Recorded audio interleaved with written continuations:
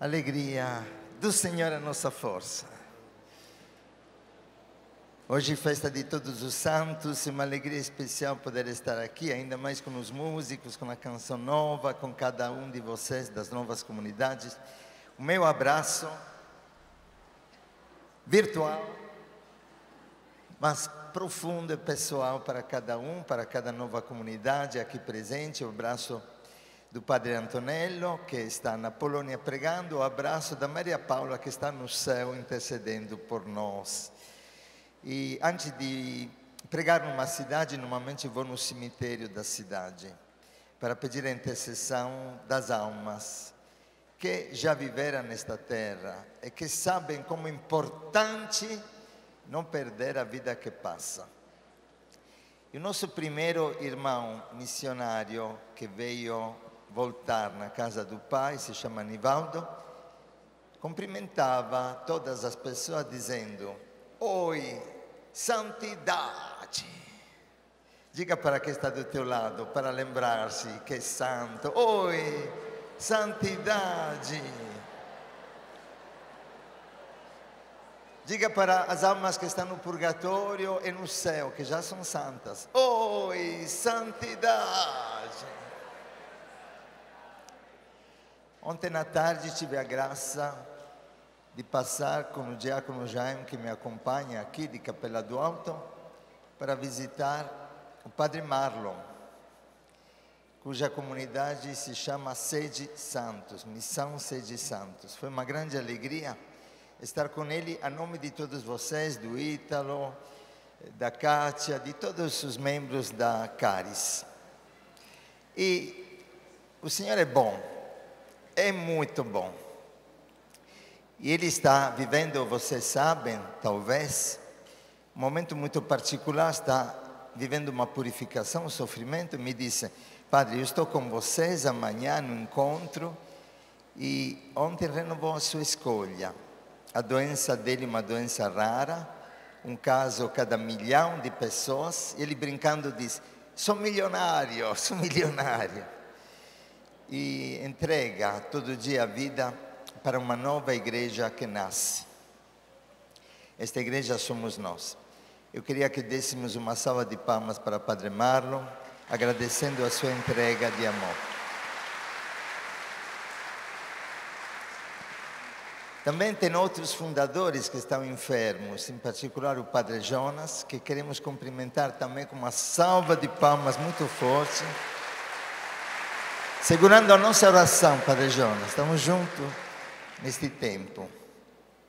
Que bonito, quando o Papa João XXIII, que era um Papa engraçado, seja no sentido português do termo, que era muito simpático, seja no sentido italiano, porque na Itália engraçado significa gordinho, fofinho, alguém lá está já tocando a barriga.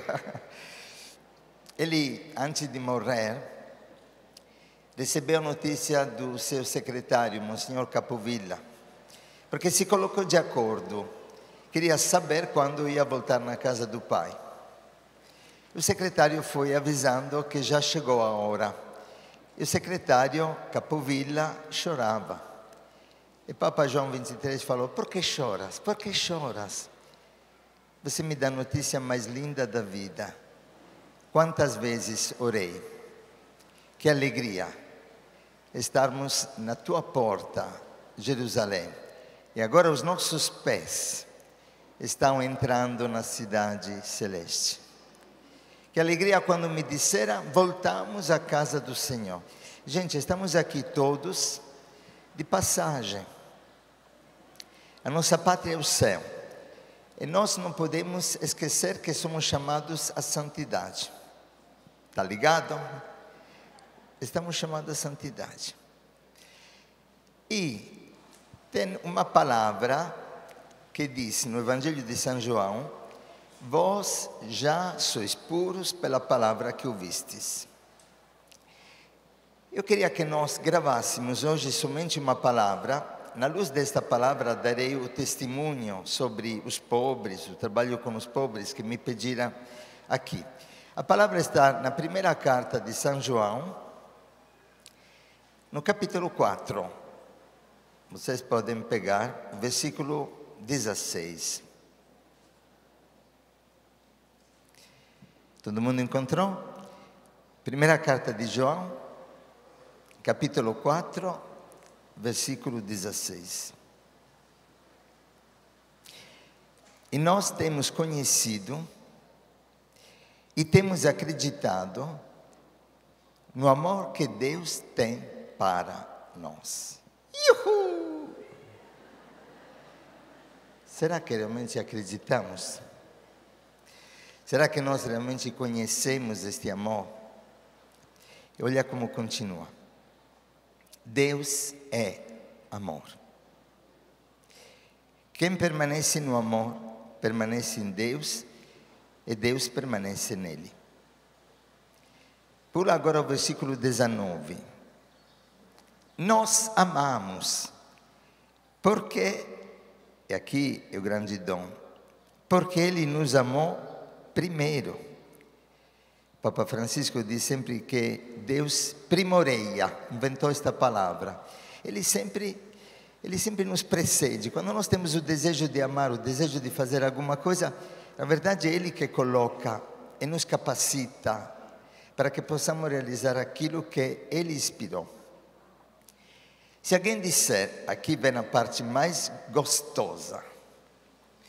Se alguém disser, eu amo a Deus, mas odeia o seu irmão, este tal é mentiroso. Olha para quem está do teu lado e diga, mentiroso. Será que todo mundo está em paz com os irmãos?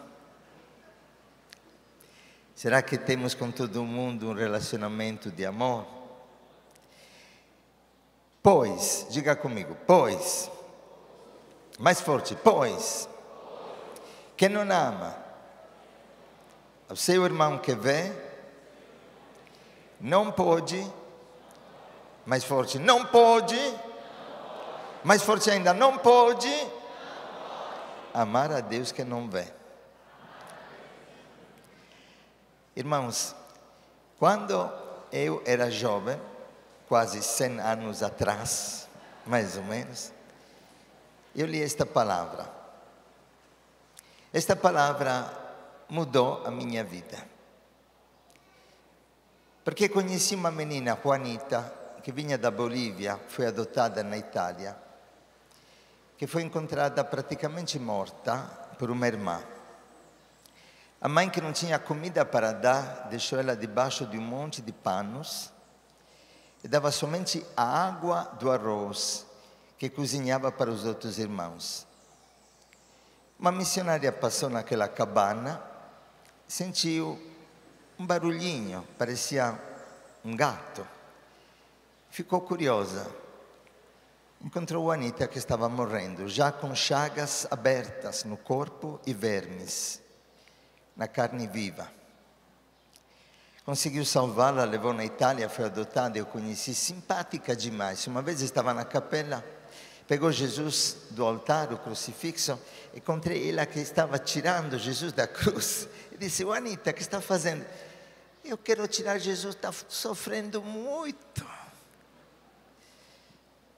Mas a irmãzinha dela, que se chamava Florência,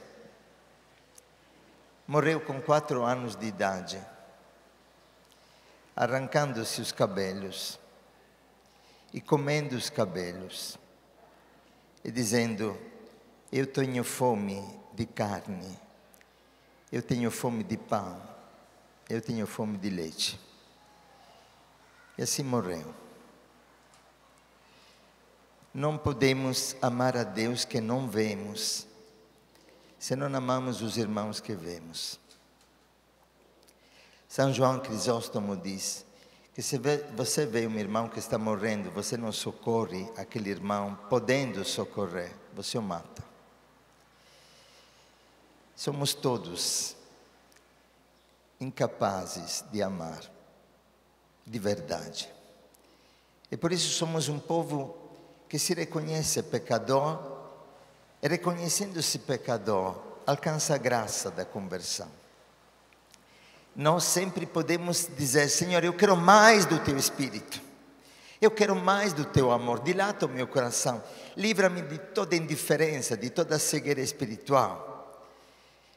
Irmãos, estas experiências mudarão a nossa vida. Padre Antonello, que estudava medicina, leu num livro que se você quer encontrar a Deus, caminha através do irmão. Isso também mudou a sua vida. Nós descobrimos que aquilo que nós gastávamos com um lanche de um dia na escola, nós podíamos salvar a vida de uma criança. Encontramos um missionário que vinha aqui do Amazonas. E naquela época, lá no Amazonas, na região de Belém, havia 50%, 60% das crianças que não chegavam acima dos 5 anos de idade pela fome. Papa Francisco escreveu na carta a todos os irmãos que temos no mundo mais de 800 milhões de pessoas obesas e mais de 800 milhões de pessoas que morrem de fome. Isso é algo que grita. Isso é uma profanação do Evangelho. Nós não podemos ficar indiferentes. Aí com o Padre Antonello não conseguimos mais comprar o lanche. Levávamos de casa um pãozinho e o dinheiro do lanche começamos a guardar. E juntamos um grupo de jovens que nasceu ao nosso redor. E começamos a trabalhar para os pobres nas feiras, recolhendo ferro, latas, papel, vendendo tudo isso para mandar contêineres na Amazonas. E começamos a sentir que somos uma só família, que somos todos irmãos. E que nós temos que prestar conta a Deus daquilo que Ele nos colocou de forma tão concreta, tão simples. Deus é o melhor professor da vida. Ele quer que todo mundo seja aprovado na prova da vida. E por isso Ele já nos deu todas as perguntas da nossa prova final. Imagina, se você na escola, preparando-te para o vestibular, já soubesse todas as questões que vão ser colocadas lá, fica lá, já sai tudo pronto, tchau, tchau. E Deus quer que todos sejamos aprovados. E no Evangelho de Mateus, no capítulo 25, ele nos ensina uma coisa tão simples. Pensa que neste trecho de Mateus 25, o Senhor repete 43 vezes, 43 vezes. Estava com fome, me desse de comer, estava com sede, estava peregrino, estava nu, estava enfermo, estava eu. E você não me viu? E todas as vezes que você fez isso, um desses pequeninos fez para mim. E todas as vezes que não fez isso, então repete, eu estava. E você não fez. Eu queria pedir hoje uma graça extraordinária. Aquilo que o Papa Francisco pede para as novas comunidades, que possamos enxergar, que possamos ver, que nos deixamos ferir pelo sofrimento dos outros, que não ficamos indiferentes, pois a nossa indiferença mata.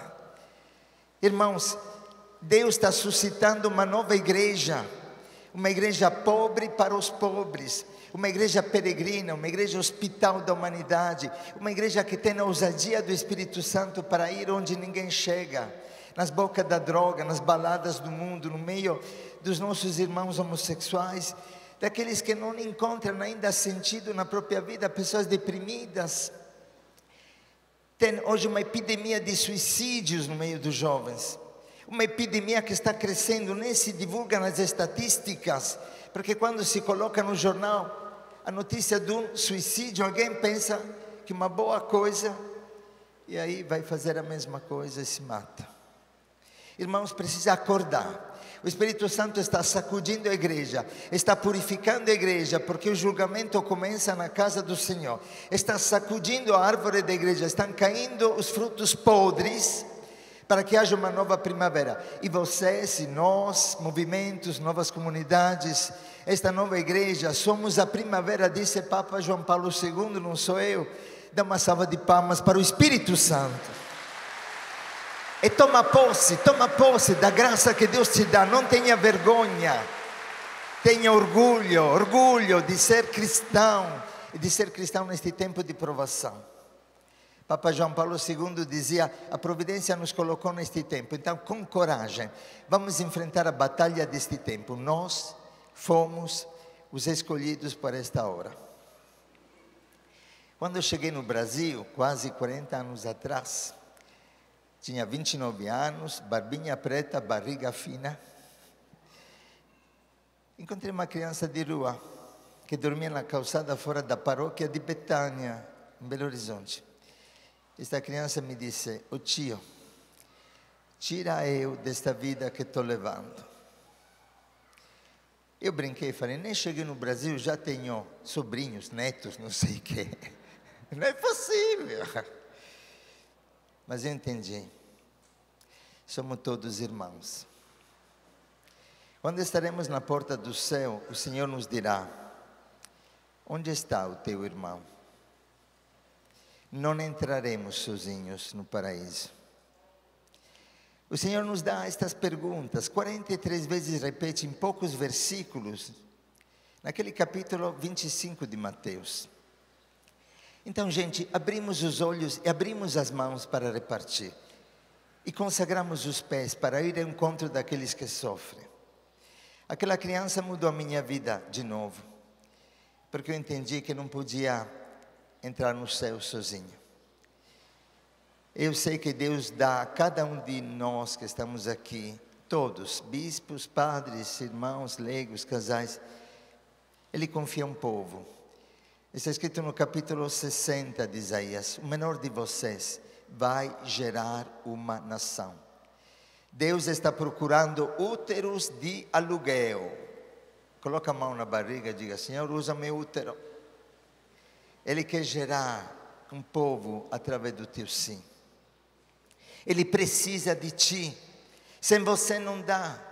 Eu nunca podia imaginar o que Deus teria feito a partir daquele grito que passou através do meu ouvido, no meu coração. Por isso eu quero pedir que se abra também o nosso ouvido, para que possamos nos deixar contagiar pela alegria de amar. Pois a alegria do Senhor é a nossa força, e santo significa alegre, alegre, alegre. Ser santo significa viver a vida plenamente, significa ter a melhor edição possível da minha vida. Para mim não é importante ser padre. Ser padre pode ser uma desgraça. Para mim é importante ser santo.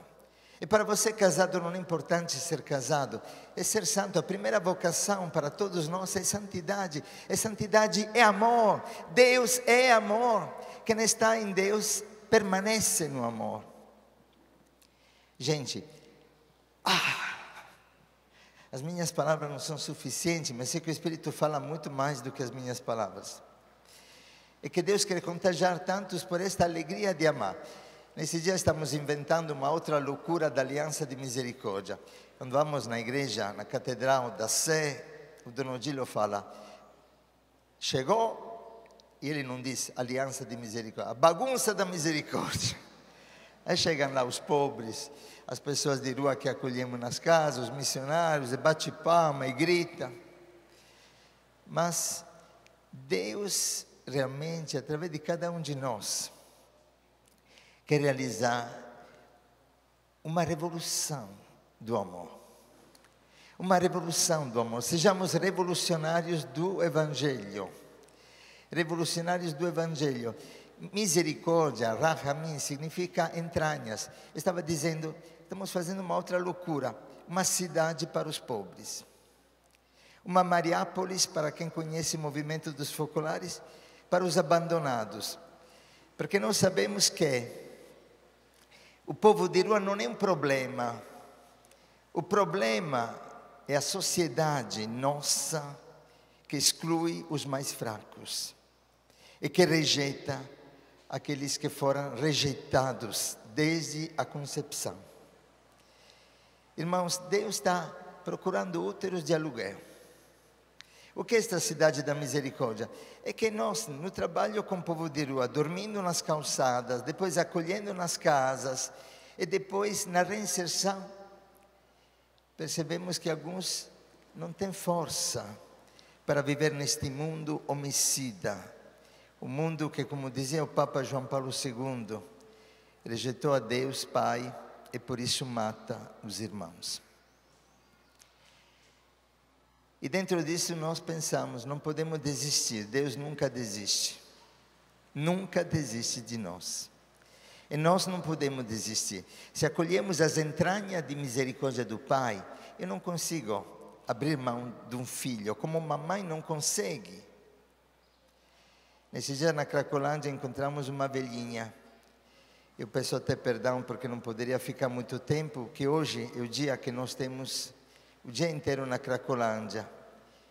E terei a missa agora à tarde. Tem uma equipe de 80 voluntários que trabalham lá. E esta mãe idosa estava lá na rua. E esta velhinha não tinha cara de dependente de droga. Então perguntamos para ela: que faz a senhora aqui? E ela disse: eu tenho uma filha que se perdeu, mas eu não deixo de procurá-la todos os dias. E todo dia preparo uma marmita com a comida que ela gosta. E todo dia trago aqui, neste inferno da Cracolândia, e sempre penso: quem sabe que hoje a minha filha diga: mãe, eu volto em casa. Nós não podemos desistir. Deus nos quer pais e mães de uma humanidade que está morrendo. Deus precisa do nosso útero emprestado. Tem homens, tem mulheres que só você poderá evangelizar. Tem crianças que só você poderá acolher. Tem jovens que só você poderá despertar na alegria e na missão que Deus lhe confia. Deus precisa de ti.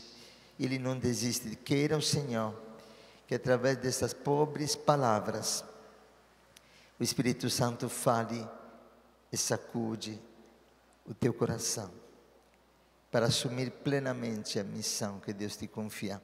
A vida é breve. A vida é um sopro. A pior coisa da vida é que passe inutilmente. Que nós ficamos indiferentes. Mas, diga comigo, mas eu posso fazer diferença. Eu queria passar o testemunho da Clara, uma nossa missionária jovem. Ela engana, não é tão jovem assim, né? A Clara é de Alfenas, que foi uma das jovens que foi contagiada por esta aventura. Comentávamos antes com Dom Mário que a gente não sabe para onde vai. O Senhor te surpreende sempre, não é, Clara? Conta um pouquinho como foi esta tua experiência. Bom dia. Prazer, meu nome é Clara, sou missionária na Aliança de Misericórdia. O padre pediu que eu pudesse contar um pouquinho o meu testemunho. Eu fiz uma experiência muito jovem, tinha 14 para 15 anos, e a comunidade Aliança de Misericórdia estava na minha cidade, em Alfenas, no sul de Minas. E desde aquela minha experiência de conversão, ela foi uma experiência junto com o chamado, a minha vocação. E eu sentia que Deus fazia um convite especial para mim, que eu pudesse doar a minha vida pelos pobres. Primeira vez que eu fui fazer experiência na comunidade de vida em São Paulo. E nós dormimos na rua. Eu encontrei duas criancinhas pequenas, um tinha 4, o outro tinha 6, um cuidava do outro, bem pequenininhos.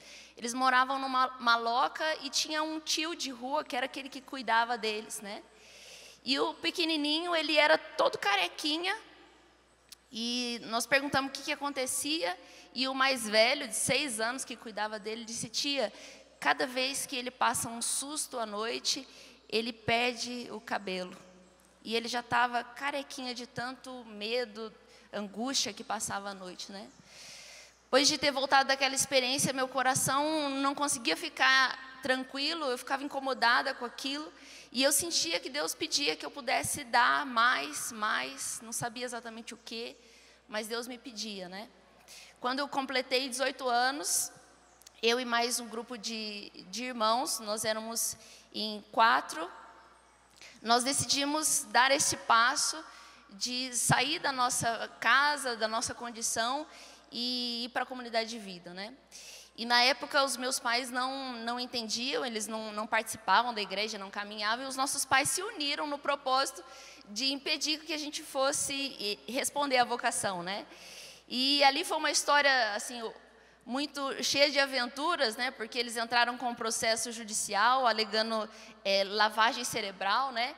Diziam que tudo aquilo que estava acontecendo era por influência, né?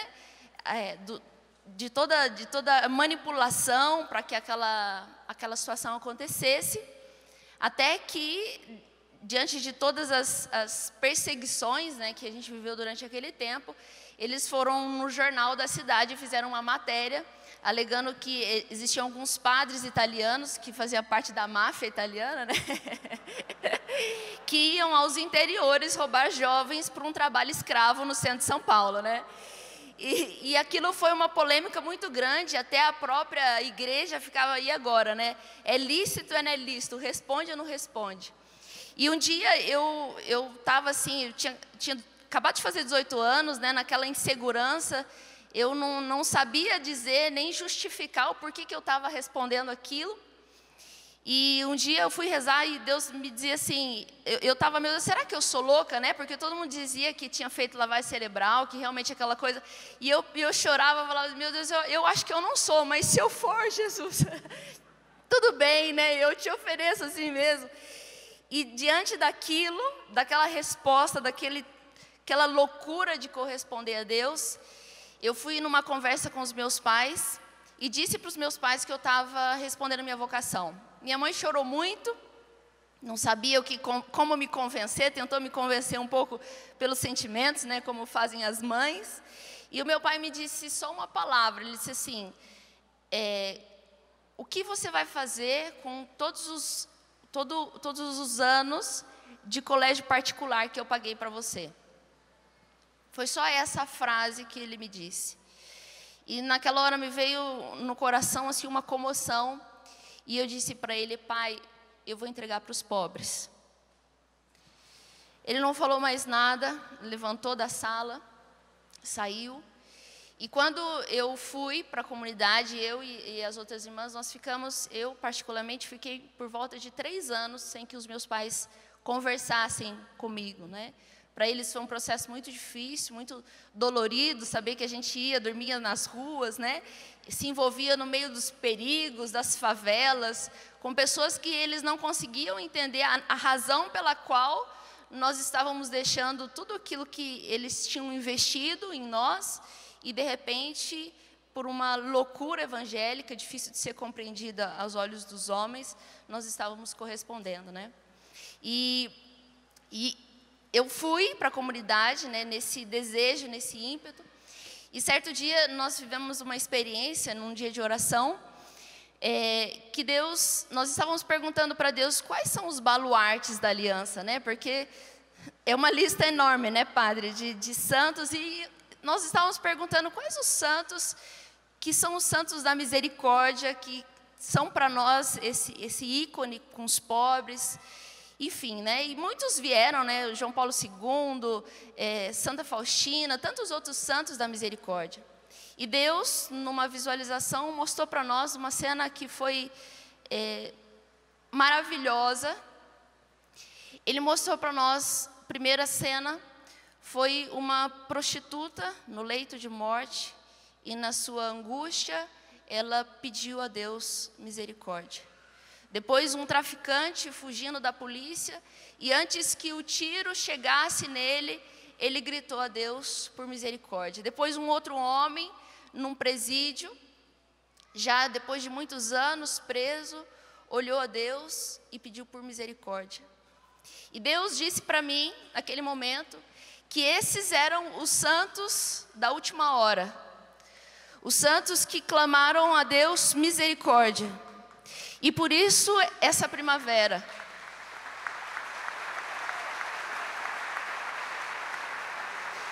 Deus me disse que eu podia me ajoelhar diante desses homens.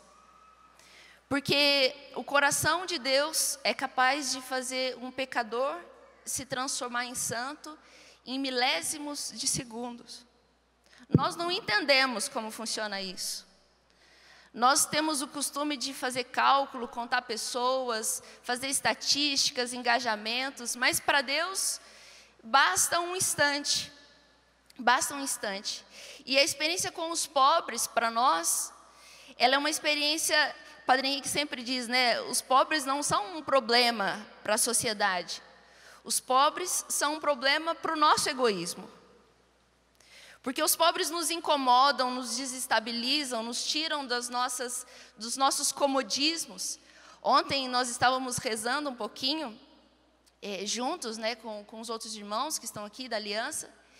E Deus me deu uma visão, uma imagem, de pessoas saindo do sofá. E eu sentia mesmo que essa imagem era Deus fazendo, como que romper esse ciclo de comodismo, de escolha das próprias vontades, do próprio querer, porque existe uma humanidade que está clamando a Deus por misericórdia. Deus suscitou essa primavera na igreja, nos tempos que nós estamos vivendo, porque existe um clamor a ser correspondido. E eu conto aqui uma última experiência. Eu estava um dia na praça, no centro de São Paulo, na Praça São Bento, frente à igreja de São Bento, no Largo, e eu vi uma mulher, ela estava sendo abordada pela polícia, tinha mais ou menos uns 4 homens em cima dela, e ela gritando, falou um monte de palavrão, e os policiais, assim, estavam ali constrangidos, porque uma multidão ali ficou em torno, e eles não sabiam como é que eles abordavam, e ao mesmo tempo aquela mulher xingando, batendo, e etc, né? E eu escutei o barulho dela, porque eu estava dentro da igreja, tinha acabado a missa das 7 da manhã, e eu saí. Quando eu saí, Deus colocou no meu coração um incômodo em relação àquela mulher. E eu pensei, bom, eu vou fazer o seguinte, vou perguntar para o policial o que eles vão fazer com ela, né? Me aproximei de um deles, ele explicou a situação, ela estava muito drogada de crack e jogou uma pedra numa pessoa. Então a polícia teve que abordar aquela mulher, né? E aí, quando eu perguntei o que eles fariam, ele disse, olha, nós chamamos o SAMU e nós vamos levar ela para um hospital psiquiátrico para dar um sossega-leão nela e pronto, né?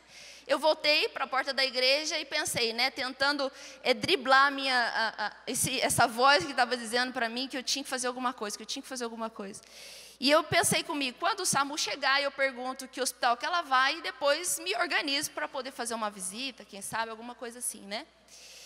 E o SAMU chegou, começaram a mobilizar ela ali na maca, e o meu coração estava lá, e aquela voz dizia, vai, eu vou para onde? Vai, eu vou para onde? Amarraram aquela mulher na maca, colocaram na ambulância, e a voz dizia, vai. Eu me aproximei da ambulância, entrei dentro da ambulância e sentei. A enfermeira olhou para mim, olhou para a mulher e perguntou, quem é você? Eu respondi, eu sou responsável por ela. Ela me falou assim, como ela chama? Eu falei assim, ainda não sei.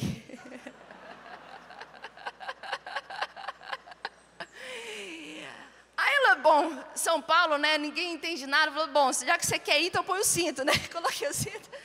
E fui para aquela mulher no hospital. E depois essa mulher, durante a ambulância, teve uma situação engraçada, porque ela estava muito alterada. Então ela viu que eu estava ali, ela ora me chamava de mamãe, ora ela me xingava, né? Ela estava muito fora mesmo de si. E a hora que o rapaz da ambulância soltou a parte de cima dela, que ela sentou, ela fechou a mão e veio com tudo e me deu um soco no rosto. Aí foram mobilizar, eu falei assim, não, ela é sempre assim mesmo, tá tudo bem, né? Já estou acostumada com ela, né? E aquela foi uma experiência para mim, tão marcante. Eu dei o nome para ela de Joana, né? Depois era o nome que ela mais repetia, dos vários que ela dizia que ela tinha, né? E nós levamos a Joana, batizei ela, não, bispo, eu só dei o nome para ela. Eu disse ali o nome, Joana da Silva, porque tinha que fazer o registro dela no hospital, né? E me coloquei como responsável, né? Depois a Joana foi para a nossa casa, fez o caminho conosco, né? Mas eu quis partilhar essa experiência para dizer que aquilo que Deus colocou no meu coração, e em especial essa frase que eu sinto que Deus inspirou mesmo, eu sou responsável por ela. Eu sinto que é o que Deus está movendo o nosso coração. Como o Padre Henrique disse, nós somos responsáveis por um povo. Existe um povo dentro do teu carisma, do teu ministério, dos teus dons. E ninguém pode fazer por você o que Deus te pediu para fazer. Os teus dons, a tua personalidade foi modelado da parte de Deus para que você pudesse gerar um povo em nome dele. Então, esse chamado com os pobres, né, é um chamado que nos desestabiliza e nos coloca numa posição ativa, de prontidão para poder servir a Deus. Obrigado. Diga para quem está do teu lado, eu sou responsável. Eu sou responsável. Eu sou responsável. Ninguém tem que sair de nós, como diz Madre Teresa, senão melhor de quando nos encontrou. E o amor é contagioso. A Clara, através do seu sim, fez sofrer muitos pais, e também a mim, porque depois me perseguiram um pouco. Mas agora os pais estão apaixonados pelo carisma.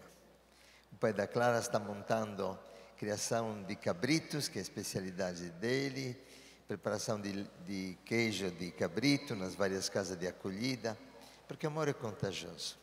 Espero que o testemunho de Clara possa contagiar muitos jovens de que vale a pena dar a vida para o Senhor e que tem mais alegria em dar do que em receber.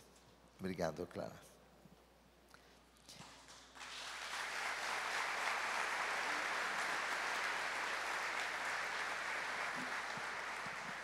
O tempo é curto, mas eu sou mais curto ainda. É bonito entender isso. Estava dizendo para vocês deste projeto da Cidade da Misericórdia. Nós prevemos a construção de 321 casas para 1.500 a 2.000 pessoas que ficaram na rua. Alguém me pergunta, como se dará isso? Eu respondo, não sei. Eu sei que Deus quer. Eu entendi que nós temos que dar sempre um passo na fé para que se abra o mar. Foi assim quando começou a aliança, éramos 7 pessoas dormindo no chão, sem camas. Hoje estamos presentes em 50 cidades do Brasil e 8 países no exterior. Mas eu dei um passo com o Padre Antonello, com Maria Paula, sem ver nada, mas escutando aquele que me chamava. Ele chama você também, ele te ama muito mais de quanto você não possa pensar. Ele não te ama menos do que São Vicente, não te ama menos do que Nossa Senhora. Ele te capacita para aquilo que te chama. Antes de passar o testemunho para uma outra nossa irmã que foi acolhida da rua, a Rosângela, ela é um anjo que chegou aqui. Eu queria mesmo sublinhar aquilo que falava Clara. A misericórdia, disse Jesus para Santa Faustina, transforma os pecadores em santos e testemunhas da misericórdia. Basta um momento só. Ninguém de vocês aqui é excluído desta graça. O maior pecador é que tem mais direito e que pode ser daqui num momento só mais santo do que o mais santo que estiver aqui presente. Basta reconhecer-se pecadores. Papa Francisco diz, cada santo tem um passado e cada pecador tem um futuro. Hoje pode ser o primeiro dia da tua vida.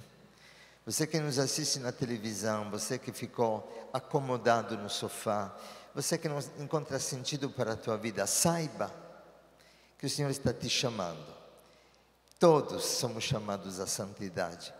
Madre Teresa dizia que a santidade não é o privilégio de alguns, mas é o dever de todos. Somos feitos para o céu. E conto esta breve experiência de uma menina idêntica que Madre Teresa mesmo acolheu nos Estados Unidos, se chamava Beatriz. Esta menina foi acolhida com 16 anos na Casa Paraidéticos, a primeira casa paraidéticos nos Estados Unidos, porque a igreja não exclui os homossexuais. A igreja exclui o pecado e acolhe o pecador, e acolhe o ferido, e acolhe aquele que está fraco.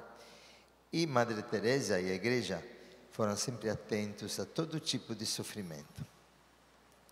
Aí acolheram esta menina que xingava, como a Joana lá da rua, xingava continuamente as irmãs de Madre Teresa e era muito revoltada. E um dia perguntou: por que vocês não ficam com raiva de mim? E as irmãs disseram: por causa de Jesus. Quem é Jesus?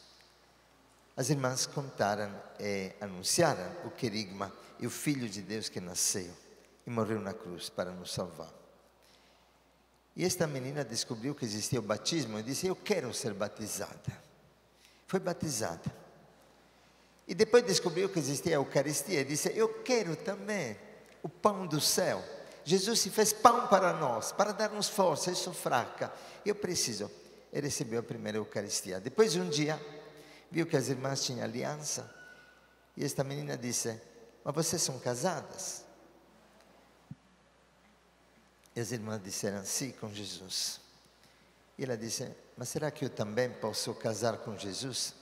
Eu que com 12 anos comecei a prostituir-me por causa do vício da droga da minha mãe, que por causa disso entrei no homossexualismo, fiquei contaminada pelo AIDS, estou morrendo. As irmãs ligaram para a Madre Teresa de Calcutá, da Índia, e Madre Teresa disse: ela pode, porque está morrendo. Levem-la na capella e revistam ela com o hábito das irmãs missionárias da caridade e coloquem o anel no seu dedo. E ela morreu 3 dias depois, santamente. São os santos dos últimos tempos. Deus está preparando um Pentecostes de misericórdia. Então deixo a palavra para Rosângela, que é uma destas santas, acolhemos com uma salva de palmas.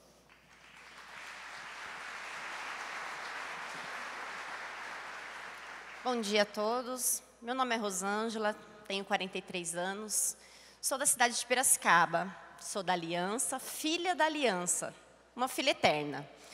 Porque, assim como o padre disse, né, o mundo, ele está aí, oferecendo tudo aquilo que a gente gosta, porém, temos que ser prudente e ter um entendimento de que eu, Rosângela, não posso tudo. Tenho 3 filhos, né, comecei muito jovem nas drogas, fui criada numa casa onde eu não tive pai, mas tinha um padrasto e a gente vivia muito atribulado, sabe? Muitas brigas. E com 12 anos eu já fui experimentar o meu primeiro cigarro de maconha. Com 14 saí da minha casa, fui para as ruas. Com 15 eu já experimentei a cocaína e com 16 anos eu já tinha experimentado a casca, que era chamada antigamente, que hoje é o dito do crack, né? E daí em diante ele fez parte da minha vida durante 24 anos. Então, eu fui usuária durante 24 anos de droga. Estou limpa há 7, né? Graças à Aliança de Misericórdia.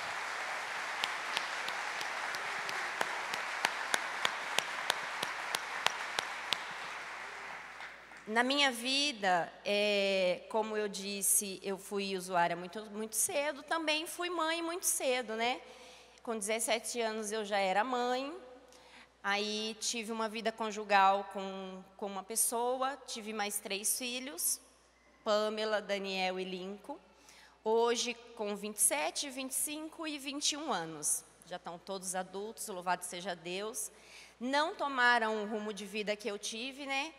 Porque Deus, ele teve misericórdia, até mesmo, assim, misericórdia e cuidado comigo, porque eu vejo que eu passei por várias situações, e em todas as situações em que eu passei, eu vejo o cuidado de Deus. Hoje eu consigo ter esse olhar, de que mesmo naquele lugar onde a gente olha e fala assim, Deus não está aqui, não, Deus estava ali comigo, cuidando de mim e dos meus filhos.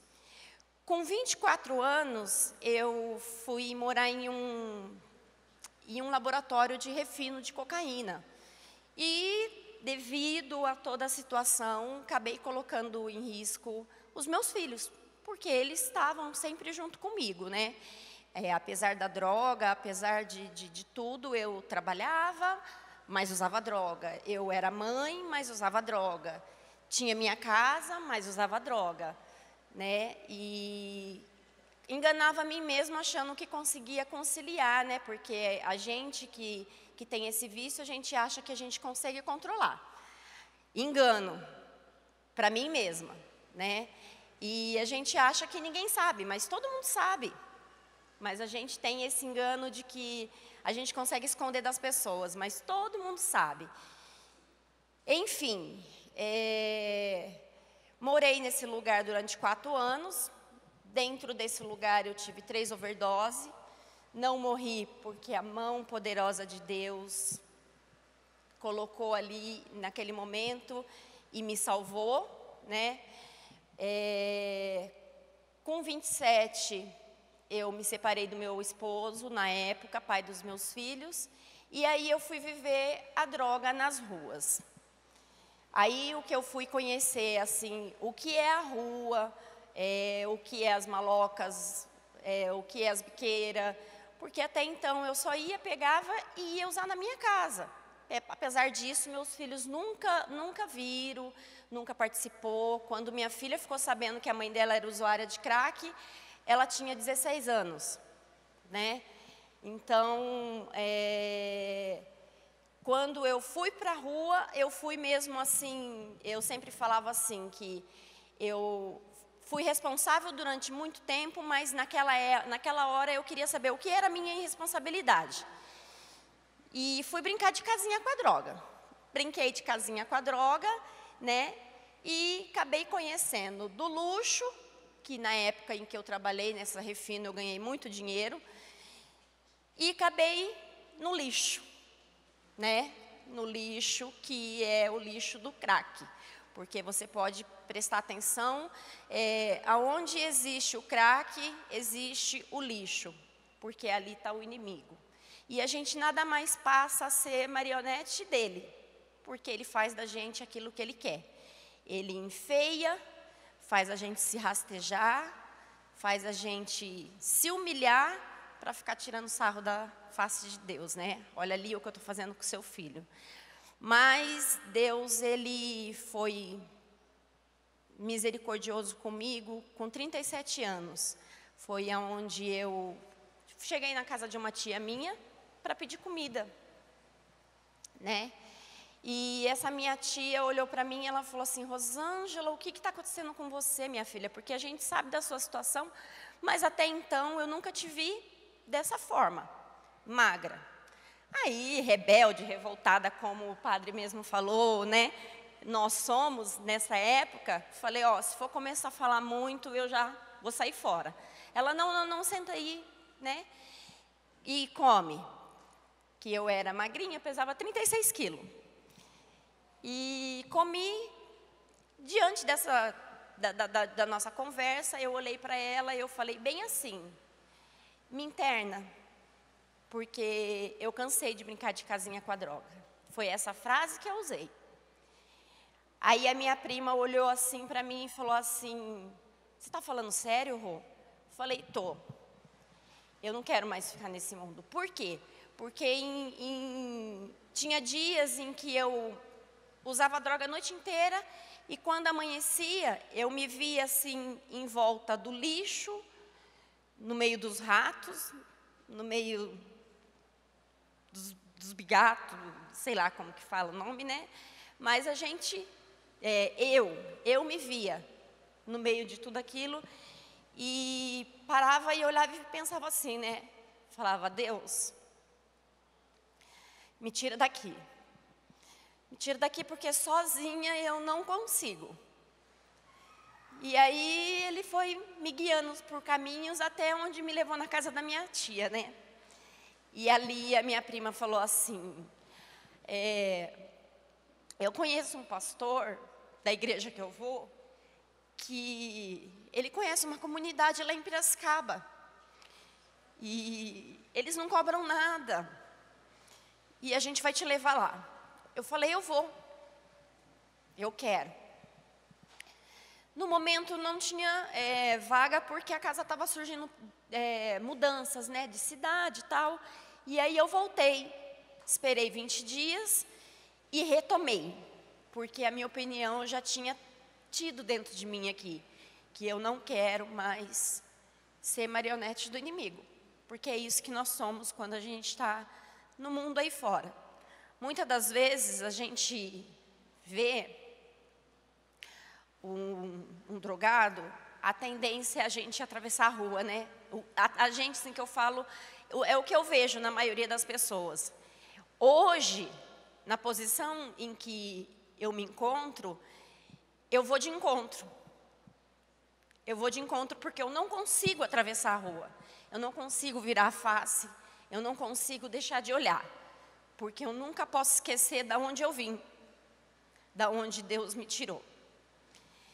E a misericórdia de Deus me alcançou quando eu pisei dentro da casa.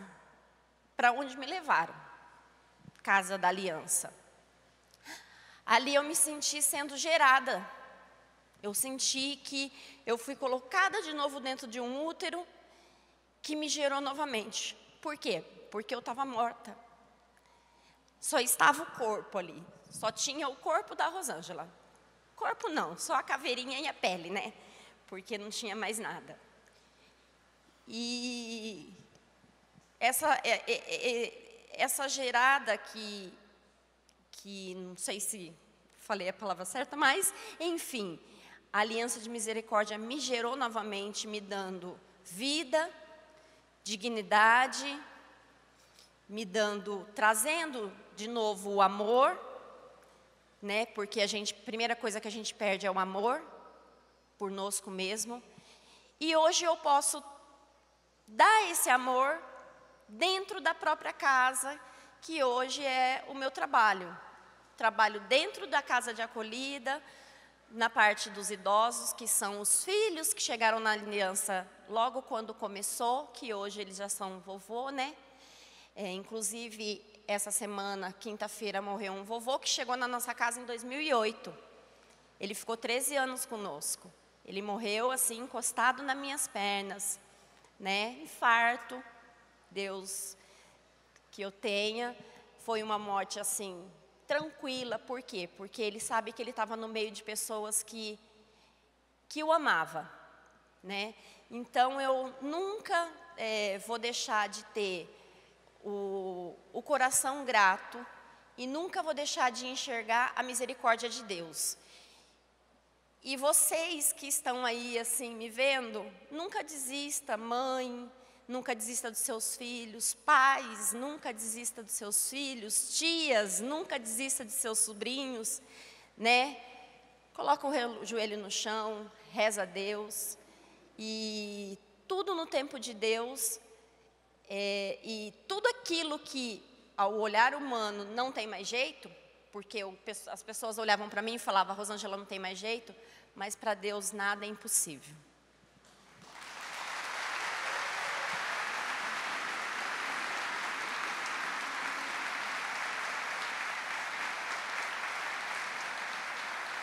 Podemos ficar de pé? Olha, acredite, sempre tem jeito. Com Deus sempre tem jeito. Ele nunca desiste de ninguém. Pode não ser este momento, mas Ele está. Aqueles que acompanham pela televisão, que de repente... Pode vir, Rosângela. Rosângela, vem. Clara, vem também. Aqueles que acompanham pela televisão, de repente, podem está na situação da Rosângela, busque. Vou pedir a canção nova que coloque aqui no vídeo, no nosso site. Entre em contato. Sempre tem jeito.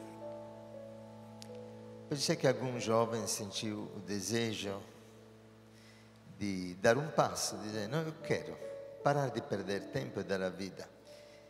O céu está presente aqui.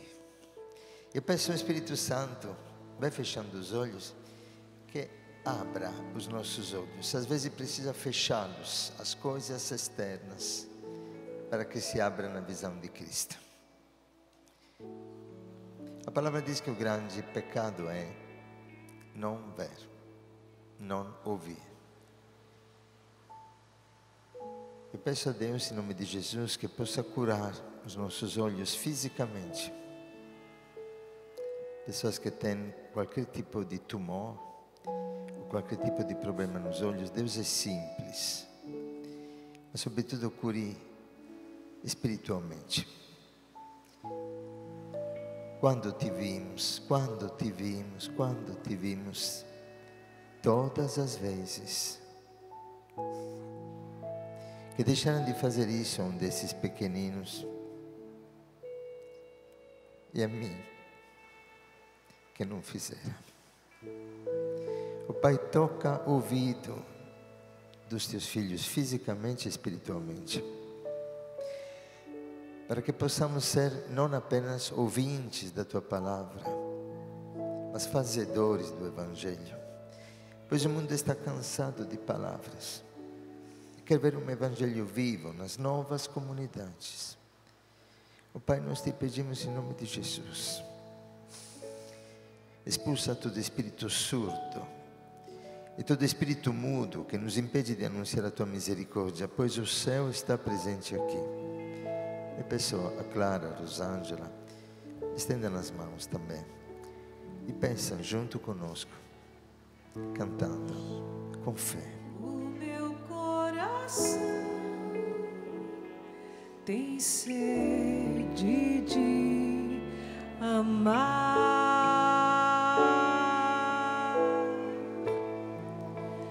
Vim ao teu encontro, ansioso em te adorar. Canta mais uma vez. O meu coração, o meu coração tem sede de amar.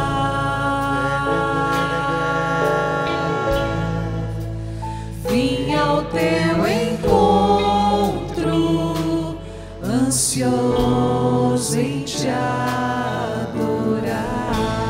Ergue os seus braços e canta. Meu Deus,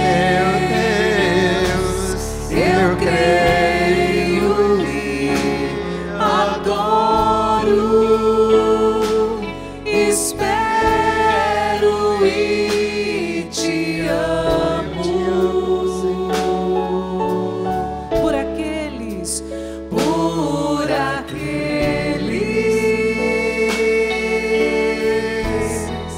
que não te amam. O céu se faz presente aqui.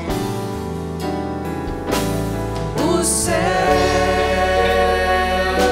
se faz presente aqui e olhas para mim,